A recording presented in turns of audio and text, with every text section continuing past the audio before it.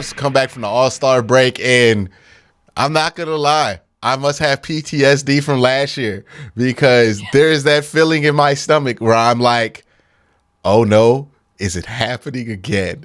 And then I tell myself, like I was at the Hawks game and I was having this thought in my head. I was like, is it happening again? And I'm like, Quincy, Donovan Mitchell's right there. Like we're gonna be okay. But whoo, I don't know about y'all. I don't know about you. I'm nervous. Like this is the Browns fan in me being like, Yes. oh no, I've been here before. Did we just get tricked? Literally, I should get "Oh no, is it happening again?" tattooed on my body for like how much that represents my life as a sports fan. Because I think it is the Browns fan thing too that just hits us where you see one play or one game go a certain way, and you're like, oh yeah, no, we're just going back to how it was before, and you flash back. And I think this is what is in a way happening with the Cavs right now. But at the same time, like you said, it's a different team. We have Donovan Mitchell. I think we're healthier than we were at this time last year. Part of the collapse last year had to do with health reasons that were, kind of unavoidable. This year we can fix the issues we're having. They are fixable problems.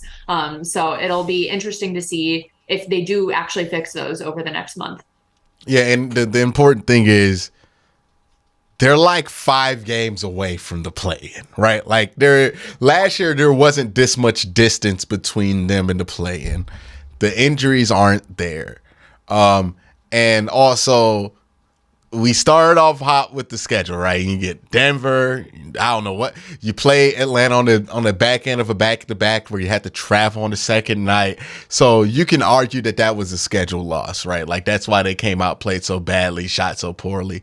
You beat Toronto, and then you get with rest on the road, a Boston team. On paper, you only lost by 4, but like if you watched the game, you knew it didn't feel like that until the end there. And even then, it's Boston, right? Like Boston has like 46 wins already, so Yeah. they're They've only just lost really seven good. games at home. I saw they only lost 7 games at home this season. So like I mean, everyone's pretty good at home, but that's like it's hard to beat them in TD Garden there. Yeah, so it's not like you lost to like if you had lost to the Rockets like that. All Yeah. right, it's time to hit the alarm bell, right? But you look at the schedule ahead, and I'm going to try to put this on screen. They play Detroit. They play Boston again at Boston. You know, unfortunately, I think no. It's at Cleveland. This is at Cleveland. So we got It's in Boston at Cleveland, home. yeah. Yeah. Yeah. So we'll see. And then Miami, Charlotte, Philly, Washington, Brooklyn, Houston, Atlanta, New York, Indy, Orlando again, and then Charlotte. So we played 3 of our 4 Charlotte games there. We know that Jared Allen usually put up like 30 against the Hornets for no reason. Yeah, right. And the thing to remember is like of all of these games left, and I think there's like 15 or well, how many games are there? Like 20? 20 games left, somewhere around that range, like 20 to 18.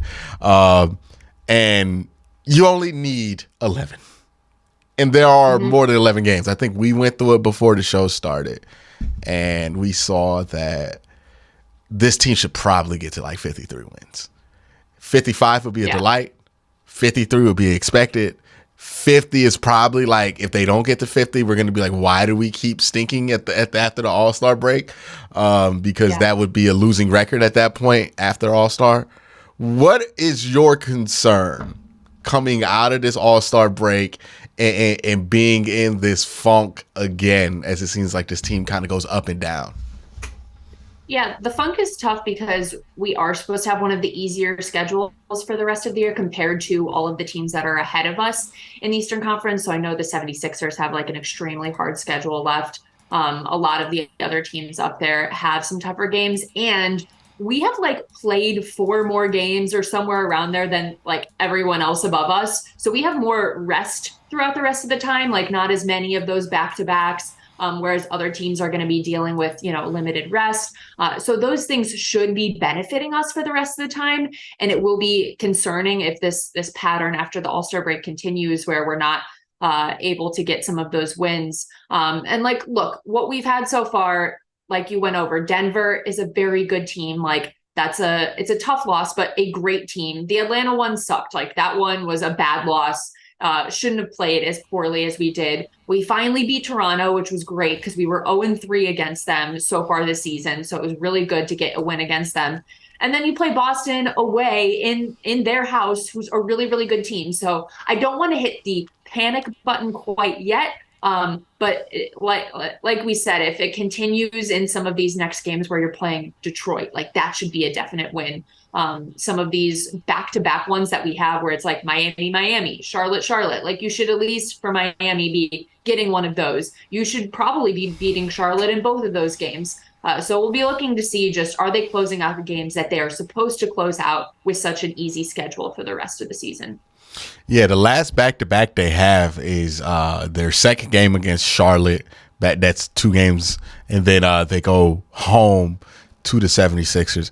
I really wouldn't be surprised if that second Charlotte game is one of them weird games where like Diakite gets like 25 minutes or something like that, right? Because they're going to have to prioritize that we could probably beat Charlotte, which is Jared Allen out there, maybe Evan Mobley and Darius Garland. Jetty, like 30-point game. That's like one of those ones where you're just like, let's throw Jetty in and see if he can just go off. Yeah, it would be good if they could get a blowout there. And you know what else is weird? I hate when they do this on back-to-backs, but they have them playing on Sunday at 5, which is cool. But then the Tuesday game before the back-to-back, they play at 7. Why not play the Tuesday game at 5 and then just so the team can have the extra time to get back home when you know that they have a back-to-back? It just... That's the kind of schedule stuff where it's like, why? Like, why? The 5 o'clock ones are weird too on Sundays. Like, I know that's kind of like common. I think we just had one on whatever this past Sunday one was that started at 5. But that's such a weird time for a game to start. I was so thrown off by it. I'm like, what am I doing? Well, they do the 5 because it would be at 3 if this were the playoffs, but they give you the extra 2 hours because you might be coming in. But we play Miami at 8. 2 days before, then we play at 5. So like, why are we playing at 5? That game should probably be at 3 if you have another game in 2 days. And then that game should probably be at like 5 that you play on that back-to-back. Right. And I think the excuse you're going to use is, well, nobody can come to the game on Tuesday at 5. And I'm like, nah, it's the NBA. Somebody will find a way to get to the game at 5 o'clock on a Tuesday. Like, trust me, we'll figure it out. It's enough people. There's enough people that watch the NBA that they'll get to the game. You can put the game. You know what else is weird? Sorry, go ahead. No, you go ahead.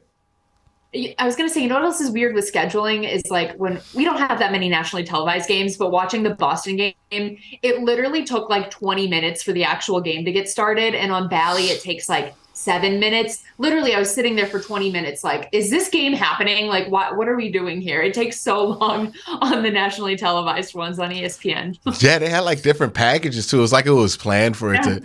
They used to do this with every sport. Where like college football games used to be notorious for this because it would start at 7:30 and that's like when the broadcast starts, not the kickoff, but they would tell you that's the kickoff. But now they're much more on time with that with football to where the kickoff is when they say the kickoff is and they just have the pregame show. Right. It feels like a ratings thing. So like, this is Inside Baseball, but like, if you tell them the game starts at 7:30, you get a big boost at 7:30, and then people are more likely to watch whatever is in front of them at that point. So you get a longer rating. So like now you can stretch into a third hour and you can sell to advertisers that you have like the top 3 hours on a Tuesday or Thursday. And I think that's what it probably is like ESPN trying to like back to money. trying to make some extra money because that's the only reason that would happen. And it kind of makes sense that way. But yeah, it's a number of weird things happen here. One of the things I want to point out in the standings is Cavs got to start, they got to win these easy games that are in front of them. And I don't want to say easy, but the more winnable games in front of them because we don't really have the luxury of losing out. Now, while we are 5 games ahead of not the wild card, of the play-in tournament, it might as well be the wild card though, right? But while we are 5 games ahead of the play-in tournament, the Knicks are interestingly on a roll. They've won 9 of their last 10, 7 straight. And they are now what was like 4 games back, 2 games back of the Cavaliers from that 4 seed in home field, a home court, if they play in a playoff series. What is also interesting is that the top 2 has separated themselves, right? It will be Boston and it will be the Bucks, and that's going to be the 1-2 seed. And it seems like the Knicks are going to probably stabilize there. We looked at their schedule. They're probably going to stabilize there at the 5. And it's going to come down to the Cavs and the 76ers at 3 and 4. And I think the difference between those two will be who gets the 55 wins. If the Cavs get the 55 wins, they will probably take that seed. If the 76ers do, they will. Both teams have lost 6 of their last 10. Well, won 6 of their last 10. So almost identical. Cavs only like a game back from the 76ers. But what's interesting is you get the 3 seed. You at this point are likely to play the Nets or the Heat. And then in the second round, you're likely to play, whoever. I think the Celtics are now the 2 seed. So you're probably going to play the Celtics in the second round. If you get the 4 seed, which Cavs are right now, you'll play the Knicks in the first round, which I think we all prefer over the Nets or the Heat especially. But you could be playing Milwaukee in that second round. And we've discussed this. Milwaukee's the one team where we're like, I don't want to play them in the second round. Yeah. No, definitely not. Well, and it's so hard with the seeding right now because, like, as you mentioned, the Boston Celtics have pretty much pulled away in the standings, but they could be flipping back and forth like every other day. I think Celtics are a half game back from the Bucks right now. So in a week from now, Celtics could be the 1 seed. So it's so hard to predict with seeding, which is why I feel like last year I did this all the time where I was playing the seeding game of like, where do I want the Cavs to be? And then we just like completely fell out. So I'm like, you know what? I'm going to stop trying to plan what I want us to be and just say, hey, like, try to win as many games as you can here at the end to gain confidence going into the playoffs so that you feel good about what you are doing at that point in time. Because I think with just how close things are and how much they can change on any given night, it's really hard to kind of predict that. And it's weird, like I think I mentioned this, that we played so many more games than the other teams above us. Right now, we only have 1 less win than the 76ers, but we have like 5 more losses. So we're like basically 3 games back from them, which is very strange because, you look at that win total and you're like, oh yeah, we're kind of right there with them. So I think the 76ers probably have a lot of back-to-backs coming up is my assumption on their schedule. But it's just interesting to see, how those things are going to come together as we go through it because everything is so close and tight in there. Yeah, the 76ers have a ton of back-to-backs left on their schedule. Every time I look at it, I'm like, how have we played so many more games than them? Like, that's pretty crazy that we've played 4 more games and there's not that much of the season left. But yeah, that'll be interesting for them. Not just back-to-backs, but like 1, 2, 3, 4, 5, 6, 7 national TV games. Wow. Yeah. It'd be funny if the national media cared about us that much, but they don't. It's funny every time. I think I've said this before when we have a nationally televised game, like the announcers don't even know what to say about us. Like, I swear they haven't watched. All they could talk about was how Donovan Mitchell was like going to be on the Knicks. And I was like, what are we doing here? Like, can we talk about anything else more currently? That's the weird part where the Cavs are, because the Cavs, like, if you're a national TV broadcaster, you have been talking about LeBron, the Bucks, the Celtics, and the 76ers for like the last 5 years, right? Because those have been the teams that have mattered. LeBron, because he's LeBron, and it's not even because he's been contending at this point. Like, they haven't really been contending that much. But because he's LeBron and everything in his orbit, and because like the only team in the West that really has mattered is the Warriors and maybe the Suns. Like, but it's really been the Warriors' world for like the last 10 years in the West. So it's like the Cavs are entering this conversation. They're in such a early phase in this whole thing, which we kind of forget because like this team is so good, but so like it reminds me a lot of those young Boston teams where they got so good so fast that people were out on them right before they blew up, right? Like right before they blew up. Right. So it can happen like that. People were out on Giannis in like 2019. Remember, before he won that championship, people were like, oh, well, he's not that good and he doesn't have a jump shot and he needs to add this to his game. And then he showed it didn't matter. You can't stop him, right? And I think Embiid's probably about to hit that same point this year to where if he doesn't get to a game 7 in the Eastern Conference Finals at the very least this year, he's probably going to be looked at a lot differently, right? And it's a shame for him because he didn't even get his MVP. But, you know, it's reaching towards that point with everybody to where, you know, you look at these guys, you look at where they're at, and you look at what they've done, and the Cavs are entering this conversation and they're like, well, we don't know much about them. And I think that'll change as years go by, as they prove to be a more stable team and everything like that. And that this is not just like a one-off. I think more people will kind of get to know them. But, you know, I'll defend the national media here a little bit. The Cavs are incredible. Like, the only player they really do know is Donovan Mitchell, right? Like, Jared Allen's not really somebody who's been big national acclaim. Darius Garland is somebody that the national media is getting to know. It's honestly somebody the Cavs are getting to know. He's only been this good for 2 years. And this is one of those years. He was the worst player in the league his rookie year. He was literally the worst player in the league. So, he's definitely up and up. So they just don't know much about this. Like, it's gonna take like a guy like Lamar Stevens, right? There's a bunch of dudes like that in the league where people know are that level of player, but you know, no, they don't know because like Lamar Stevens hasn't had that opportunity to have like that playoff moment. So it's just gonna take the media some time to catch up with the Cavs. And when we look at like the ages of the starting lineups, like our average age is like 23 and like the rest of the Eastern Conference contending teams are like 27, 28. So they've been around a while for those people to get to know them, who they are as a player, what they've contributed. They've made playoff runs, so they've had a chance to see that we are, there's kids, narratives already built in. Like there's really no narrative about this Cavs team other than like you're young and scrappy. But also, Embiid is like 7'2", and he be out here Euro and step back three. Like, you gotta put that on TV, man. Like, I be watching Embiid. It's an alien player.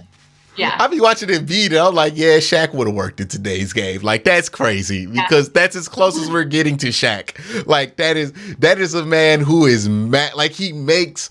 Jared Allen is not like a giant person, but he's not small, and he looks so helpless when Embiid puts his back on him. And it's like, I just don't know what they're going to do there about that whole situation. But they find a way to mess it up every year in the playoffs. So we'll see what happens with them. Let's briefly go over these 3 games. They played the Nuggets. Kind of the story of this game was Michael Porter Jr. just went off that day, went 6 of 10 from 3. The 3-point shooting, that thing's back again where we just can't stop teams from making threes for whatever reason. We got it under control for a bit. It felt like teams were finally like averaging out against us. Now they're like, Boston shot 50% from 3 against us last night, which is like ridiculous. I think the Hawks were like 56 at one point. I was looking at the screen. I was like, this is ridiculous. But 42% from 3 for the Nuggets. The Cavs only shot 23. So not only are they getting bad luck on threes, they're having bad luck. Like in some of these 3 numbers are like, it's not like Evan Mobley went 2 of 4. Like he popped the average up in that game. The issue is like, that's shocking for him. The issue is like, the issue isn't that. The issue is like Darius Garland and Donovan Mitchell going to combine 3 of 13 from the field. Jetty Osman 1 of 6. Good. That's a Jetty Osman stat line. Like either he's making them or he's not, but he's shooting them for sure. He's going, he's doing it. Made 6 threes. The Denver Nuggets made 17. We look at this Hawks game. It's a similar story to Cavs. Honestly, the thing that was messed up about this game is that the Cavs didn't even play that bad in this game. It was like the Hawks could not be stopped. It was the Cavs almost went 50, 40, 90 from field goal, free throw, and 3-point. They had 37% shooting, which is decent. 45% from the field. That's not great. And then 90% from free throw. It just so happened that the Hawks almost went 60, 50, 90 on you. And made 53% of their threes. And made 60% of their shots from the floor. That's where the tired legs and the back-to-back come in. Trae Young, 34 points. That's great. DeJounte Murray just got to his spot like untouched. The defense just wasn't there in that game. Yeah. The Raptors game, the Cavs did win that, so that's great that they won that game because we haven't beat the Raptors all year. The effort was like so strong in that game too. I really felt like they came out in that one like we need to get a win against this team, and it felt like that was the team we saw before the All-Star break compared to the Denver and Atlanta game. It was like, okay, we're getting back into it. Like I felt good about that game. Yeah, and it was like 36% from three for the Toronto Raptors versus like 50 for the Cavs. Yeah. And in this one, they were shooting so well against us in those other matchups too. Like I just remember being like the Raptors cannot miss against us before. And this is another one, right? You look at the Cavs versus the Celtics. The Celtics shot 50% from three against the Crazy. Cavs. And it's like, what is this? Is it just bad luck? Or is it something that we're doing? Because it is uncanny how random it seems the 3-point shooting is against this team. And somebody even put it up. The amount of space that Evan Mobley gives people on closeouts is like the lowest in the league. And yet he gets splatted on all the time from three. And it's like, there's no explanation. Like the defense is not bad, right? Like the defense from three is not bad. It's literally, they just be making it. Like, and I don't know what you do with that. I know. It's such a bad answer too, because it feels like that's an insane thing to say, right? Like, oh, we just have bad luck and that's it. But there is luck in sports. Like, of course you can, look at patterns and numbers and all those things, but sometimes teams just have bad luck and sometimes teams just have good luck. And Boston shooting, I mean, they're a great team. So like, there isn't total shame in, losing to them, like I said, but them shooting 50% from three was insane. And we just had like a bad shooting night. Also, I feel like I brought this up the last few weeks. Like we shot like terrible from free throws. We had 62% in this game, which is pretty horrible. And I mean, that's the difference in the game there. We missed 8 free throws total. So it's like, we gotta start cleaning up some of that stuff too. But yeah, it's tough to watch when you feel like every team is just nailing threes against you and they're contesting the shots. They're doing what they need to do and it's just not working. Yeah, this Cavs team is at its best when they're attacking the paint, right? Like when they were on that win streak, it was a lot of Evan Mobley, Jared Allen 20-point games, right? Yeah. Like they're at their best when they're working from the inside out and they're allowing the domination in the paint to create some of the opportunities for the guards versus when it's just Donovan and Darius like dominating the ball and being able to like get the points up. Like that's great. But I think we're better as a team when we do that, and I think we're better defensively. Another thing to go with luck, I mean, how else can you explain Al Horford going 6 for 8 from three? Like, how else? There was one game where what was it, Brook Lopez? He got like 7 of 9 or something like. We have just had these nights where Kelly Oubre. There was the Kelly Oubre game where he just could not be stopped from three. Like so many games where it's like, why is he making all of these threes? Like this is insane. Like I don't know how many times I said that where I'm watching the game and I'm watching the team make all these threes and I'm like, well, the defense isn't bad. They're gonna miss shots in the second half. We're gonna be able to come back. And then they just don't stop missing. And I'm like, this doesn't make sense because it's not like the Warriors where it's like, hey, they might not miss. Like that's just what it is. But like it'd be against like the Raptors. It is like, what is going on? Why do we have horrible luck? Who is wearing some unlucky stuff to these games? Like there is something going on because Al Horford with 6 of 8 from three, dog. Six And he's of like eight. 37. Like he's old. He should be retired. Like why are we why is this happening? He made more threes and shot more threes than Jason Tatum. That's crazy. I remember the Brooke Lopez one you're talking about too. It was right around Christmas time or maybe Thanksgiving. It was one of the holidays. And I was sitting down and I'm like, oh, we're watching the Bucks. This is gonna be a great game. And you're just like, why is Brooke Lopez dominating us? This is ridiculous. Yeah, it was like every time we checked it was like, yeah, Giannis, who cared if Giannis was on the floor? But Brooke Lopez checks in. Right. Oh my God. Like, that's been the bane of the Cavs' existence all year is like random 3-point. Like, I don't know what you do again. Because, like, I know. if I thought that, like, there was a point where I'm like, well, the defense might not be great against them. And then I started watching, I'm like, no. Like, Yeah. sometimes they give up They're an open three contesting it. because they're over aggressive on screens. But, like, ever since they benched Kevin Love, that hasn't really been the problem. Yeah. Like there's been games, like I think the Atlanta game was one where they were just giving up threes because they was tired. Yeah. But the, this Boston one, it was just like Al Horford's just making threes. I don't know Crazy. what to do here. Like I feel like, see, this is why I want to play the Bucks in the second round because like knowing the Cavs, historic 3-point nights from Giannis and Brooke Lopez. Just like Yeah. this is our kind of luck. Like it's weird like that. I agree. They're like kind of our kryptonite in a lot of ways on just the different things they can do. And they have so much depth, which is something we kind of lack, which I feel like is another key theme of the last few games, just in terms of the bench and the lack of production we're getting again from them. Like, I feel like the right leading up to the All-Star break, we were really pumped about the production we were getting from a lot of those guys off the bench. It felt like they were all kind of hitting at once. And then we get back and it feels like that's been completely wiped away from again, which like is frustrating. And specifically, I think Dean Wade has been a big part of that issue. He's just not been playing well in general. And that's someone you need to be getting production from right now in order to have success. Like we're supposed to be relying on him for a lot of minutes since we got rid of Kevin Love. It was like, okay, we're putting our focus into Dean Wade here and we're just not seeing it. I don't really know what like the solution is, but I feel like maybe JB needs to just like try some other stuff. Like maybe give Jetty some more minutes, maybe give Danny Green even some more minutes, like throw some other guys out there because I think what we're doing off the bench right now is just not working. Yeah, to me, it's clear that like, hey, after this year, Karras is probably gonna have to walk, right?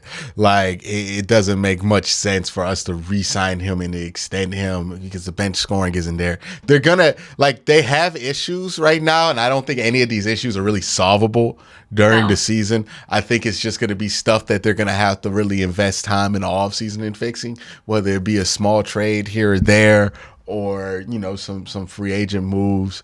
Yeah, When it comes to the draft, because I don't even know if they have like draft picks for the I next know. couple of years. Right. Well, they have one for the next year because you can't trade like concurrent picks or something like that. But thanks to former Cavs owner Ted Stepien, shout out to him.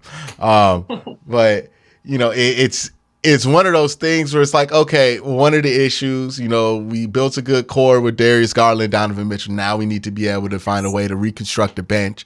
And, partly the reason the bench is like this is because it was constructed around the idea that Kevin Love would be around 6 man of the year level. And Yes. that fell through impossibly to the point to where he's on a different team now.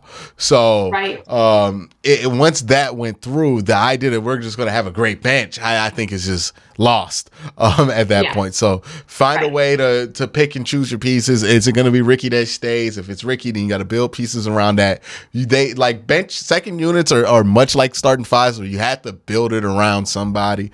Yeah. And this was built around Kevin Love, and Kevin Love just couldn't live up to that this year. So Right. now the bench is going to be this mismatch, and it's just going to be a mess Yeah. all the rest of the season, I think, at this point, unless like Jetty Yeah. keeps having like crazy nights. Anything you want to add before we head out here? Yeah, I feel like just adding on to what you were saying there, I feel like people keep going back to the trade deadline and how we didn't make any moves there. I still believe that, like, I think maybe they learned their lesson from last year on being like, oh, we got to go get Karras. We got to make a move. We have to do something. And maybe felt like they moved too quickly to just make a move for the sake of making a move. And maybe this year decided to take a step back and say, I know we need pieces. We know we need some shooting, but the right move isn't there. So let's not just make something to do it. Let's wait to the off season, see if there's a trade that can be made at that point in time, free agency, just other things to build it. So I know people are, I feel like, still feeling pretty bad about that, especially watching the bench shooting now. But I don't know if that means that was the right answer, that we should have made a move there. I think playing the long game is still important because, like you've mentioned before, we're in the first iteration of this group. It's going to take some time to build it, and that's okay. Yeah, it's just I think also the trade deadline is where you try to improve your team to win right now. It's not where you try to make your team better for the future.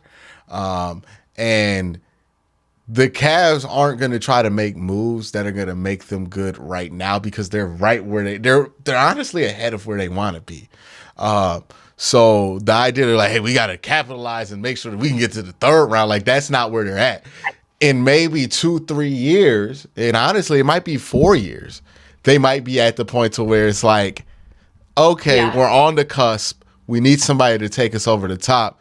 Let's trade for Devin Booker or somebody like that, like 4 years from now, that can help put this team over the top. Just like trying to project like who's going to be. LeBron teams always did that at the trade deadline. It would be like, all right, let's make the moves that we need to make. We saw what worked in this first half. Let's make a move so that we can make sure we're getting to the finals again. Like we were that type of team that could do stuff like that. Yeah, but we were a team that was always going to the NBA finals. And it's like, this is not that yet, right? It could be that, but it's not that yet. And honestly, like you're not going to recreate anything you did with LeBron. LeBron. But there was the 1 year we got rid of our entire roster at the trade deadline, though. It was, I think it was like 2017, maybe. They traded like everyone. It was insane. Oh, that was the one where they got Mozgov, half the Knicks roster. That ended up being really good too. Because that was JR and Amon Shumpert and all of those dudes. Oh, and then the 2018 one is where they traded a bunch of guys too. Again, when you know you're going to be able to go to the finals every year, you can make those moves. Like LeBron, this is not Kyrie, that. Kevin Love, keep those three, and then you mess around with everything else. Because what you don't want to do is trade for somebody who might make you a look like. Eric Bledsoe is the best example I can always think of, where that was a trade that the Milwaukee Bucks made to get to the second round. And it had ended up being the thorn in their ass for the next 3 years because it was also the reason they couldn't get to the NBA Finals, right? They had to wait until that contract got tradable to where they could get to the point to trade for somebody in the upgrade in Drew Holiday that can actually get them to the finals. So that's why I say when you're a young team, Tobias Harris is another example of this, right? When you look at the Philadelphia 76ers, was a move made to get them from the first round or the second round to the third round. Wasn't necessarily a move that they felt like was going to win them a championship. Yeah. But they locked themselves into Tobias Harris. And Tobias Harris in his contract is partly the reason why the 76ers have not been able to get to the second round because they don't keep Jimmy Butler because of Tobias Harris, right? You don't want a rash move you made for a decent player who might get you somewhere a little bit further to be something that ends up being a thorn in your ass because you traded for a bad contract just to get something right now. Yeah. Free agency is the place to do that, right? If you want to go from the second round or the first round to the second or the second to the third, you make those improvements in free agency where you have more control over the terms of the contract. You don't make those improvements over the trade deadline where it's been proven over and over again. People make mistakes there. Yeah. Well, kind of on a smaller level for us, it felt like that was almost the Karras one. Like we just kind of made a Larry move that maybe Hughes. Work out for us, you know? Making the big swing for the guy who might get you from the first to the second round. It's never the move that you really want to make because will it make your team better? Sure, it will. Larry Hughes did make the Cavs better. But Larry Hughes is also part of the reason why we couldn't get better than what we were, right? You can lock yourself into a certain place there.